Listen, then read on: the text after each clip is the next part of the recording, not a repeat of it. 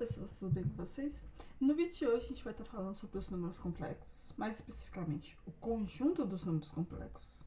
Mas antes de começar esse vídeo eu já quero pedir para vocês curtirem e compartilharem esse vídeo para aquelas pessoas que vocês acham que estariam interessadas nesse assunto. Então, voltando aqui, como eu já falei, nesse vídeo a gente vai falar sobre os números complexos. Antes da gente entrar nos números complexos, eu quero que vocês lembrem dos conjuntos numéricos. Lembrando que os conjuntos numéricos são conjuntos formados por números e que cada conjunto vai ter sua característica própria. E dentro dos conjuntos, o conjunto maior ele vai englobar o conjunto menor, certo? E também quero que vocês lembrem que o surgimento dos números eles vêm da necessidade do homem em determinado período. Não só os números, né? Tudo que na matemática que surge da necessidade do homem. Um exemplo, os números naturais, que seriam os números positivos, incluindo o zero, né? Depende também. Ele surgiu da necessidade do homem de contar, de representar a quantidade. Daí surgiu números inteiros, certo? Então, partindo disso, eu quero que vocês me respondam uma pergunta. Existe raiz de número negativo? Aí vocês podem me responder, não existe. Aí vocês têm que tomar cuidado com essa afirmação, que ela não está correta. Para falar a verdade, ela está incompleta. Sim, não existe raiz de número negativo quando eu estou trabalhando com os reais. Opa. Com os números reais. Aí não existe mesmo raiz de número negativo. Mas se eu for trabalhar com outro conjunto que eu tenho, que eu sei que existe ele, já existe raiz de número negativo. Então, ou seja, se você for trabalhar com os números reais, não existe mesmo raiz de número negativo. Mas como eu estou trabalhando com os complexos, que é o conjunto que eu vou falar nesse vídeo, já existe. Então, além dos reais, que antigamente seria considerado o maior conjunto existente, a gente agora tem os números complexos, que surgiu dessa necessidade de calcular raiz de número negativo, de calcular a equação que tivesse raiz com raiz de número negativo. Daí surgiu a necessidade de criar um novo conjunto, que nesse caso é o conjunto dos números complexos. Então, qual é a forma que eu posso representar esse conjunto? Ou melhor, os componentes desse conjunto. Os componentes desse conjunto, ele vai ter a representação, essa aqui é a representação algébrica, tá?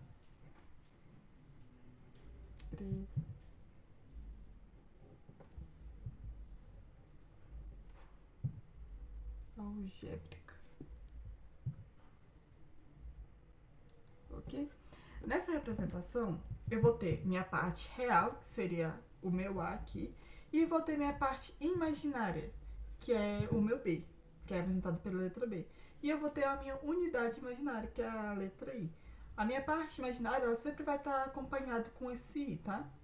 Então, ou seja, os números complexos, eles vão estar representados por essa forma. Parte real e parte imaginária. Ok? Então aí agora a gente entra nesse famoso I. Nesse caso aqui eu vou mostrar para vocês como dá a potência com a unidade imaginária, que seria a letra I. A letra I, ela é equivalente a raiz de 1 de menos 1. Ok? Então, se eu levar esse meu I a zero, isso aqui vai ser igual ao quê? Igual a 1. Lembrem, né? Lá da propriedade da potência, todo número elevado a zero é 1. I elevado a 1 é o próprio I, que a gente já sabe que é raiz de menos 1. E agora, I elevado ao quadrado. I elevado ao quadrado não é a mesma coisa que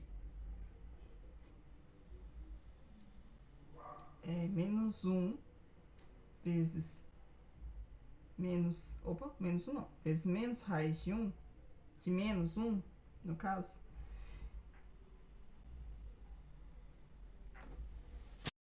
Então, o meu i ao quadrado vai ser a mesma coisa que eu colocar raiz de menos 1 vezes raiz de menos 1, que isso vai ser igual a raiz de menos 1 ao quadrado, que isso vai ser igual a menos 1.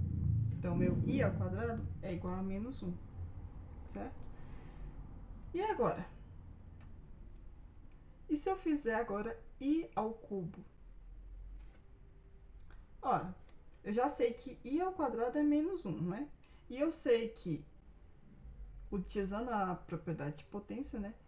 I ao cubo vai ser a mesma coisa que i ao quadrado vezes i elevado à primeira potência. Então, isso vai ser igual. Já sei quanto que é i ao quadrado. I ao quadrado é menos 1. Então, vamos colocar aqui, menos 1. E i elevado a 1 é igual a i. Menos 1 vezes i vai dar menos i. Então, meu i ao cubo vai ser igual a menos i. E agora, i à quarta potência. Agora, essa aqui eu não vou fazer, não. Vou deixar que vocês façam. E à medida que vocês forem fazendo, eu quero que vocês deixem nos comentários aí abaixo, ok? Agora, vamos voltar naquela primeira coisa que eu coloquei. Lembra que eu falei que não existe raiz de número negativo dentro dos reais, mas existe dentro dos complexos, não existe? Então, vamos tentar resolver essa aqui. Raiz de menos 25. Antes eu tenho que lembrar lá de raiz. Para mim encontrar a raiz de algum número, eu tenho que achar um número ao quadrado que dê esse valor que está dentro da raiz, certo? Então vamos começar com isso. Eu sei que 25, a raiz de 25 é 5, certo? Só que se eu pegar só o 5, eu vou ter 25, não vou ter menos 25. Então, eu vou colocar aqui o 5. Mas como é que eu faço para que essa raiz ela dê um número negativo? Eu vou colocar o meu i aqui. Lembra lá quanto que vale o meu i? O meu i vai ser igual a menos 1. Raiz de menos 1, né, no caso. Que isso aqui, se eu levar isso aqui ao quadrado, eu chego a menos 25. Então, na verdade, o resultado da minha raiz de menos 25 vai ser igual a 5i, que está dentro dos meus complexos, certo? Então, foi isso por hoje. No próximo vídeo eu vou estar entrando... Aqui eu já falei sobre a forma algébrica, no próximo vídeo eu vou estar falando sobre a forma trigonométrica dos números complexos. Então eu espero vocês na próxima aula.